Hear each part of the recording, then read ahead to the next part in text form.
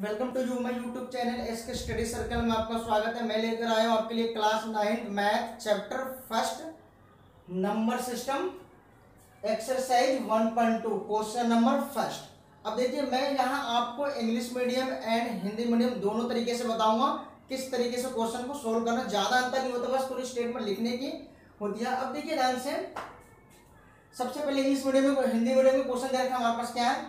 नीचे दिए गए कथन सत्य है या असत्य है, कारण के साथ अपना उत्तर दीजिए। फर्स्ट पॉइंट बोला है कि प्रत्येक अपरिमेय संख्या एक वास्तविक संख्या होती है।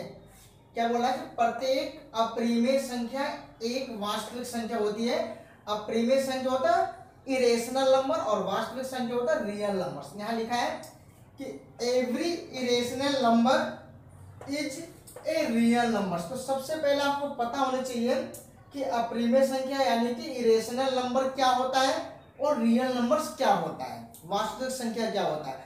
और मैंने डेफिनेशन में इंट्रोडक्शन में बता रखा है कि जितने भी नंबर्स होते हैं जिसको हम एक लाइन के ऊपर शो करते हैं वो सभी नंबर्स क्या होते हैं, रियल नंबर्स के अंदर ही आते हैं, रियल नंबर्स में इंक्लूड होते हैं। तो आप सिंपल सी लैंग्वेज में बोलना चाहो तो आप बोल सकते हो रियल नंबर्स क्या होता है, रेशनल प्लस इरेशनल नंबर। क्या? रेशनल प्लस इरेशनल, रेशनल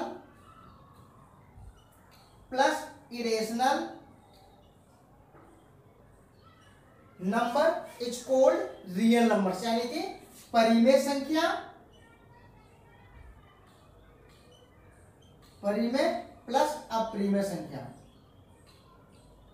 को बोला जाता है वास्तविक संख्या। Clear? Rational number plus irrational number is called real number, real number. परिमेय संख्या प्लस अपरिमेय संख्या वास्तविक संख्या, वास्तविक संख्या। अब देखिए ध्यान से, हमारे पास क्वेश्चन में क्या बोला है कि every irrational number is real number. जितने भी इरेशनल नंबर है, अपरिमेय संख्या है, वो रियल नंबर होता है। इसलिए बोला है कि प्रत्येक अपरिमेय संख्या एक वास्तविक संख्या होती है। तो अब देखो, इरेशनल नंबर रियल नंबर के अंदर ही तो आता है, तो दिस स्टेटमेंट इज ट्रू। ये स्टेटमेंट क्या हमारे पास है? सत्य। यहां क्या लिखोगे? सत्य। यहां क्या लिखना आपको? ट्रू।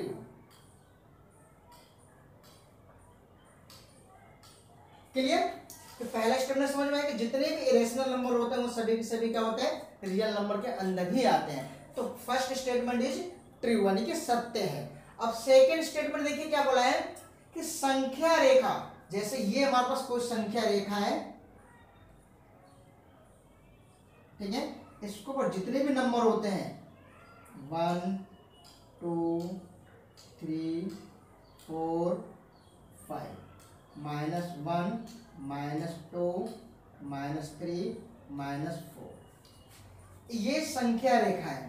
तो बोला संख्या रेखा का प्रत्येक बिंदु, जैसे ये 1 2 3 4 5 -1 -2 -3 -4, यहाँ पे 1/2 भी ले सकते हो इधर, यानी कि 1/2 हाफ भी ले सकते हो, पॉइंट पे भी ले सकते हो। तो कहने का मतलब है संख्या रेखा का प्रत्येक बिंदु, इस लाइन के ऊपर जो भी पॉइंट मिलेगा उसको क्या बोला है, अंडर एम के रूप का होता है, जहां एम एक प्राकृत संख्या। कहने का मतलब है इस लाइन के ऊपर जितने भी नंबर्स हैं, क्या उसको आप अंडर एम के रूप में लिख सकते हैं या नहीं लिख सकते हैं। और m यहाँ पे क्या है, एक प्राकृत संख्या, प्राकृत संख्या नेचुरल नंबर। अब देखिए यहाँ क्या बोला है कि every point on the number line, every point on the, ये नंबर लाइन है, इस नंबर लाइन के ऊपर एवरी पॉइंट, जितने भी पॉइंट हैं, is of the form under m, under m के फॉर्म में है, वेयर एम इज नेचुरल, जहां m एक नेचुरल नंबर। तो क्या हम अंडर एम के फॉर्म में इस नंबर लाइन के ऊपर जितने भी पॉइंट है क्या उसके अंदर लिख सकते हैं। और m क्या होना चाहिए, नेचुरल नंबर। और नेचुरल नंबर्स क्या होता है, जो स्टार्टिंग 1 से स्टार्ट होता है। कहने का मतलब यहां से 1 से लेकर के 1 2 3 4 5 6 इधर जितनी भी वैल्यू मिलेगी हमारे पास नेचुरल नंबर में वो सभी पॉजिटिव वैल्यू मिलेगी। क्लियर। जो पॉजिटिव वैल्यू इसके अंदर आप रख सकते हो, ठीक है। बट इसने बोला हमारे पास जितने भी पॉइंट है, तो क्या आप यहाँ पे -2 इसके अंदर लिख सकते हो? नहीं लिख सकते हो। -1 इसके अंदर लिख सकते हो? कहने का मतलब है क्या -1 लिख सकता हूं, -2 लिख सकता हूं? नहीं लिख सकता हूं, क्योंकि इसने बोला है m क्या होगा हमारे पास नेचुरल नंबर। तो इसके अंदर मैं यही लिख सकता हूं 1 2 3 इस तरीके से वैल्यू लिख सकता हूं। तो इसने बोला कि इस नंबर लाइन की सारी वैल्यू को आप इसके अंदर इसके रूप में लिखना है, तो सारी वैल्यू तो हम नहीं लिख पाएंगे, केवल m1 से आगे वाली पॉजिटिव वैल्यू जो नेचुरल नंबर बोलेगी, नेगेटिव वाली वैल्यू तो रह जाएगा। तो दिस स्टेटमेंट इज क्या फॉल्स। ये स्टेटमेंट क्या हमारे पास है फॉल्स। देखो नेगेटिव वैल्यू को हम इसके अंदर नहीं लिख सकते। इसने क्वेश्चन बोला था कि जितने भी नंबर लाइन के ऊपर पॉइंट है क्या उसको हम इसके फॉर्म में दिखा सकते हैं, तो आंसर आएगा नहीं दिखा सकते, क्योंकि माइनस वाले को आप इसके अंदर नहीं लिख सकते हो, क्योंकि यहां लिखा है m और m इसने स्टेटमेंट में बोला है कि एक नेचुरल नंबर होना चाहिए, यानी कि 1 से स्टार्ट इधर वाले, तो माइनस वाले तो नहीं लिख सकते, इसलिए क्या बनेगा स्टेटमेंट फॉल्स। तो यह हमारे पास क्या सेकंड वाला असत्य, यहां लिखोगे असत्य, यहां लिखोगे फॉल्स। स्टेटमेंट क्या हमारे पास है फॉल्स, क्या हमारे पास है क्लियर, ठीक है। अब आता है थर्ड पॉइंट। अब देखिए थर्ड पॉइंट में क्या बोला है कि प्रत्येक वास्तविक संख्या एक अप्रिमेय संख्या होती है। कहने का मतलब है every real numbers is irrational numbers. Clear. अब मैंने बताया है कि इस लाइन के ऊपर जो भी नंबर्स आते हैं वो सभी के सभी क्या होता है रियल नंबर्स में आते हैं, और यहां बोला है कि जितने भी रियल नंबर्स हैं वो एक इरेशनल नंबर होगा। अब देखिए रियल नंबर बोला है कि इरेशनल नंबर होगा, अगर यहाँ कंडीशन बोलता है कि every irrational number is real number, तो हम कह सकते हैं कि ये स्टेटमेंट ट्रू है। बट इसने क्या बोला हमारे पास रियल नंबर इरेशनल नंबर के लिए बोल रहा है कि वास्तविक संख्या एक अप्रिमेय संख्या होगा, ठीक है। तो वास्तविक संख्या में सारी चीज आती है, नेगेटिव वाले भी पॉजिटिव वाले भी, कहने का मतलब रेशनल वाले भी और इरेशनल वाले।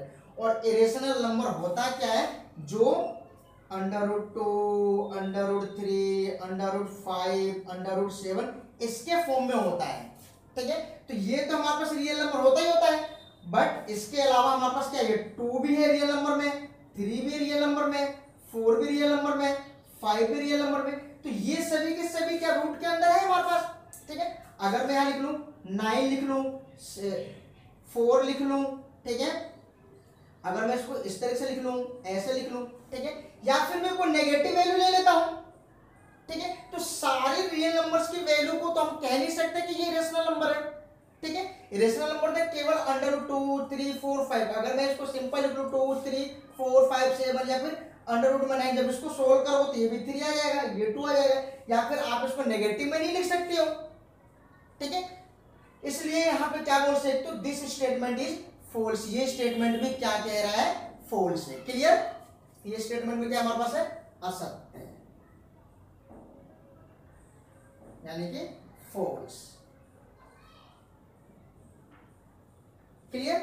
2 is not irrational number, reason बताओगे तो 2 is not irrational number. Under root वाले इरेशनल होते, बट अंडर रूट के बाहर जो लिखा है वो इरेशनल नंबर नहीं होते, इसलिए सारी जितने भी रियल नंबर्स है उसको हम इरेशनल नंबर नहीं कह सकते। क्लियर। उम्मीद करता हूं समझ में आ गया बच्चों। नेक्स्ट क्वेश्चन करते हैं, जब तक नोट कीजिए।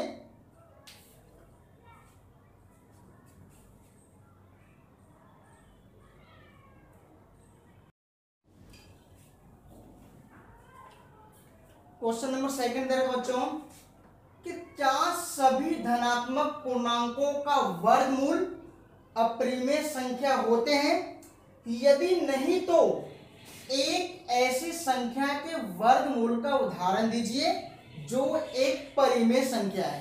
क्लियर।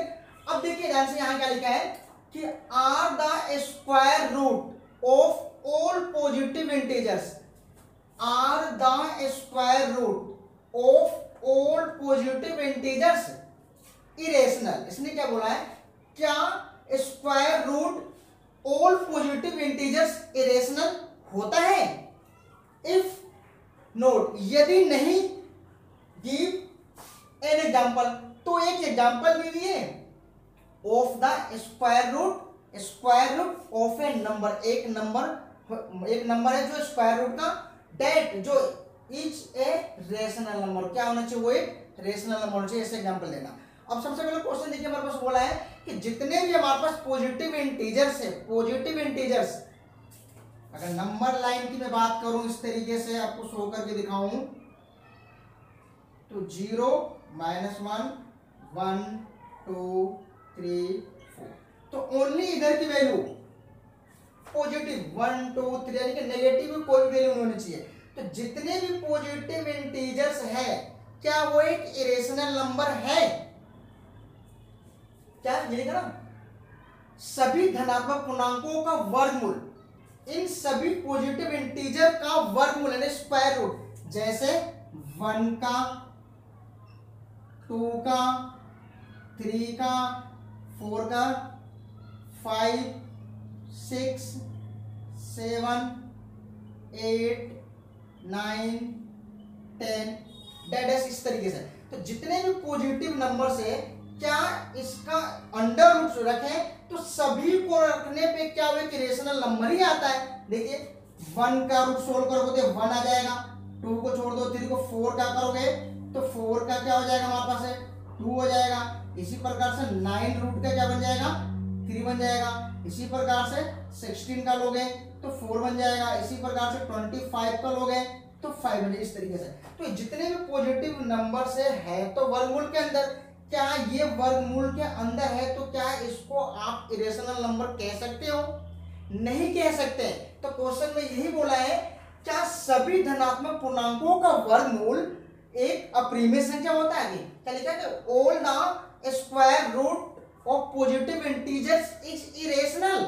तो स्टेटमेंट क्या है बोलेगा हमारे पास कि नहीं, सभी हमारे पास क्या और स्क्वायर रूट जो पॉजिटिव नंबर्स होंगे वो इरेशनल में नहीं होंगे। सपोज कीजिए मैंने 4 लिया, 4 तो क्या हमारा पॉजिटिव नंबर है, ठीक है, पॉजिटिव इंटीजर से स्क्वायर रूट के अंदर है, तो इसको आप इरेशनल नहीं कह सकते। इसको सोल्व करोगे इसकी वैल्यू कितना था 2 होता है। इसी प्रकार 9 को लोगे तो 3, 16 का लोगे 4, 25 का लोगे तो 5। तो क्या बनेगा स्टेटमेंट, आंसर क्या आएगा नो। आंसर यहां पर लिखोगे नो, नहीं आएगा आंसर, क्या आएगा नहीं। एग्जाम्पल लेना है, फॉर एग्जाम्पल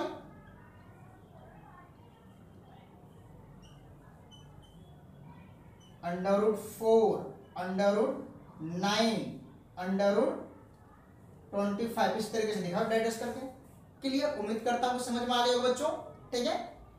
नोट कीजिए क्वेश्चन को।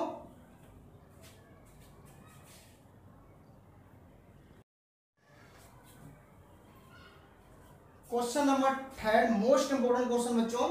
अब देखिए क्वेश्चन नंबर 3 क्या बोला है कि दिखाइए कि संख्या रेखा पर √5 को किस प्रकार निरूपित किया जा सकता है। कहने का मतलब एक नंबर लाइन, एक रेखा के ऊपर √5 को हम किस तरीके से शो कर सकते हैं। क्वेश्चन लिखा है show that √5 can be represented on the number line. कहने का मतलब कि √5 को एक नंबर लाइन के ऊपर हमें रिप्रेजेंट करना है, वो किस तरीके से रिप्रेजेंट कर सकते हैं। अब देखिए ध्यान से इस क्वेश्चन को करना कैसे है, मोस्ट इंपोर्टेंट क्वेश्चन ये। हमें क्या करना, √5 को दिखाना है एक नंबर लाइन पे। इस नंबर लाइन पे हमें क्या करना है, इसको शो करना है। क्लियर, इस नंबर लाइन पर हमें क्या करना है, शो करना है। ठीक है, अब देखिए ध्यान से हमें क्या करना है, √5 दे रखा, तो जब ये अंडर रूट में 5, √2, √3 जो भी वैल्यू दी होती है, ठीक है, इसको हमें निकालने का एक ही रूल है, पाइथागोरस थ्योरम का हमें उपयोग करना होता है। अब पाइथागोरस थ्योरम के लिए देखो मैं यहाँ पे ट्राइंगल से बनाता हूं।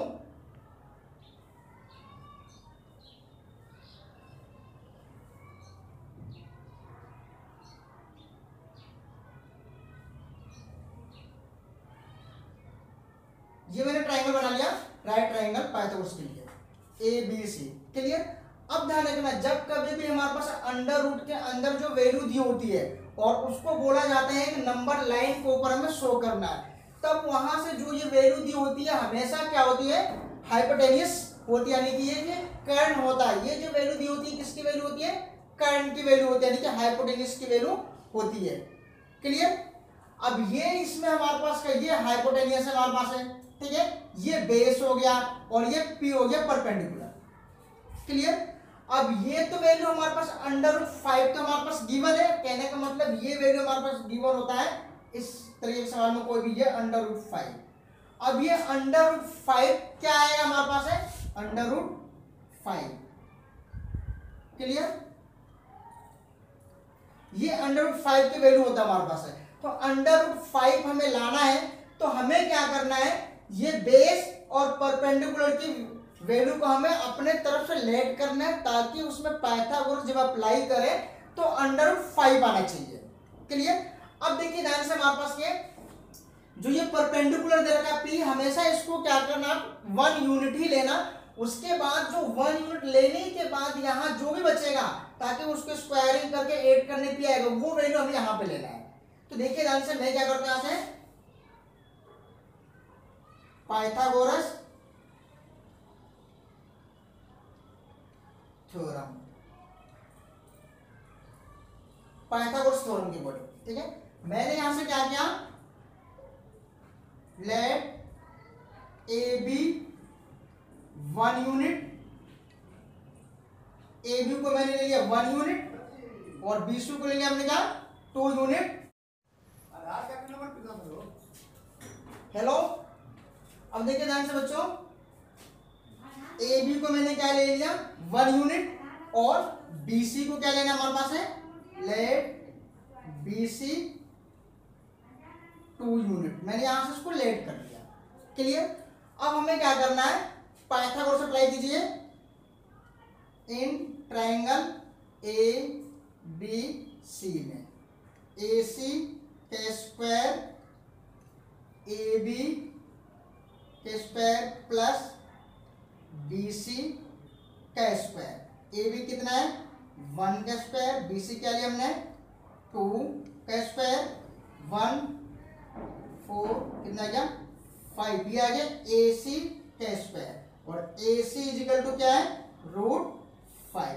√5 ए सी, देखो यहाँ भी हमारे पास क्या कर्ण यही होता है हाइपोटेनियस, ठीक है। तो ए सी हमारे पास क्या मिल गया √5। अब इसको हमें क्या करना है, नंबर लाइन के ऊपर शो करना है। तो देखिए ध्यान से,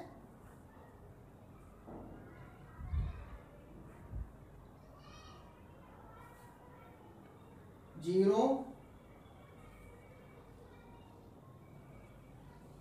1 2 3 4 5 -1 माइनस के। अब देखिए ध्यान से, हमें क्या लेना है, ट्राइंगल क्या, देखो बीसी हमारे पास है, ये जो हमारा लाइन दे रखा है हमारे पास बीसी है 2 यूनिट, तो यहां से लेकर के यहां तक हमने क्या ले लिया 2 यूनिट, यानी कि यहां से लेकर के यहां तक क्या ले लिया, इसको डार्क कर लेना आपके साथ। ये लाइन मैंने यहां से यहां ले लिया 2 यूनिट, ठीक है।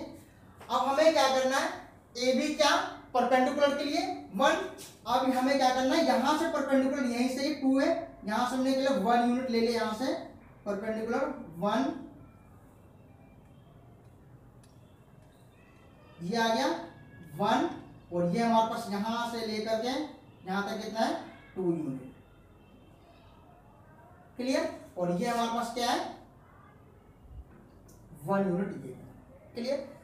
नाम ले लो, जैसे मैं इसको ले लेता हूं ए, इसको ले लेता हूं मैं बी, इसको ले लेता हूं मैं सी। अब क्या करना है, सी को ए से मिला दो, कितने का मिला है, ये हमारे पास क्या है √5। क्लियर।